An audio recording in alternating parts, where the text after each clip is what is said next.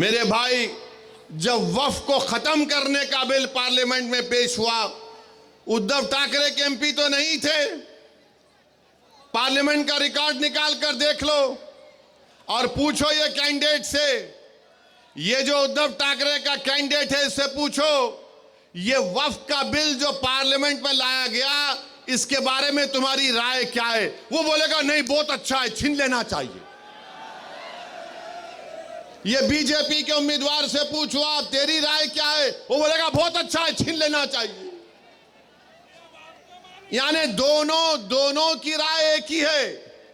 मुझे कोई बता रहे थे कि उद्धव ठाकरे का जो कैंडिडेट है, जब आरएसएस के मोहन भागवत उनके घर पे गए थे, मोहन भागवत उद्धव ठाकरे के कैंडिडेट के घर पे जाके चाय नहीं बल्कि अच्छा खासा बैठकर आए। अब आप बताइए, हमको इल्जाम लगाते हम बी टीम है।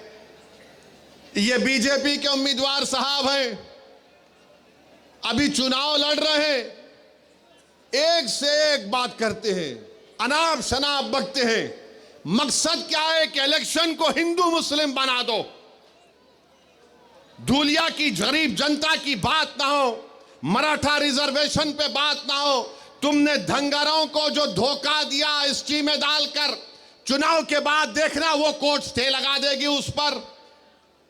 इन दोनों का मकसद एक ही है कि हिंदू मुस्लिम का इलेक्शन करा दो, उसके बाद देखा जाएगा।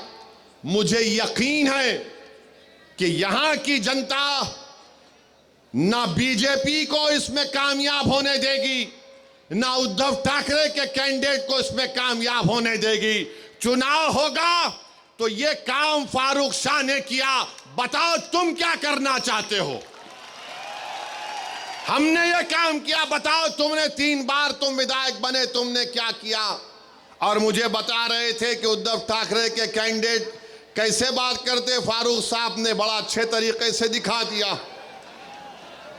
अरे आप अंदाजा लगाइए, कोल्हापुर की मस्जिद में जब बेहरमती की गई तो यहां से निकलकर आमदार साहब फारूक शाह साहब वहां पर गए, और फिर यहां पर धूलिया में एक पुरअमन बंद का भी एहतजाज किया गया था।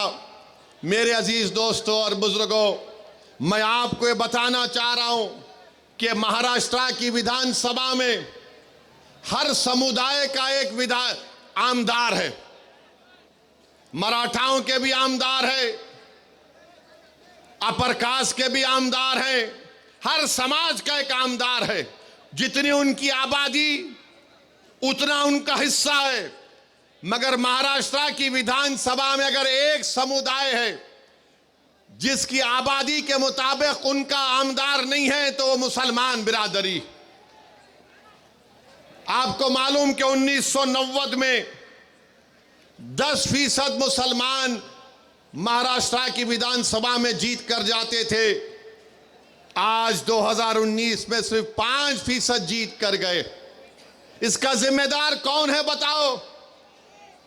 इसका जिम्मेदार वो लोग हैं जो सिर्फ हमारा वोट लेते हैं और फिर हमको भूल जाते हैं।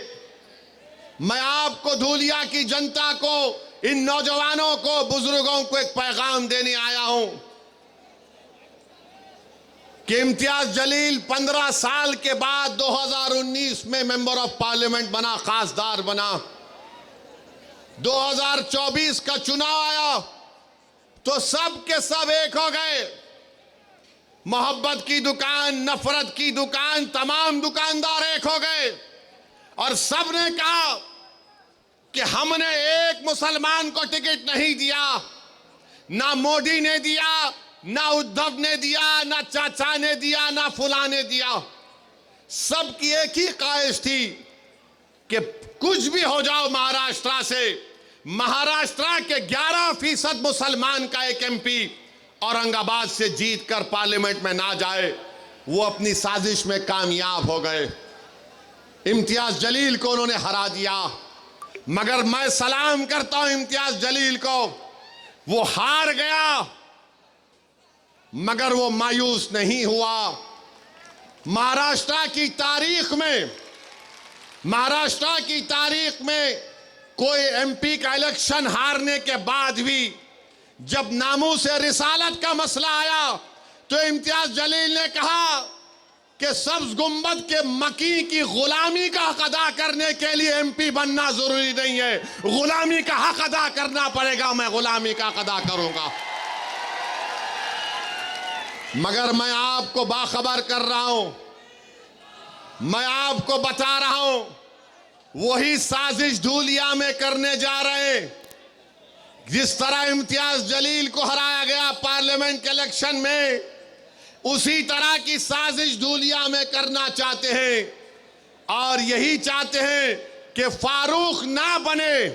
मगर मुझे यकीन है कि धूलिया के हमारे हिंदू भाई, दंगर भाई, दलित भाई, आदिवासी भाई, मराठा समाज के लोग बीजेपी और आरएसएस और उद्धव ठाकरे को इस साजिश में कामयाब होने नहीं देंगे इंशाअल्लाह ताला।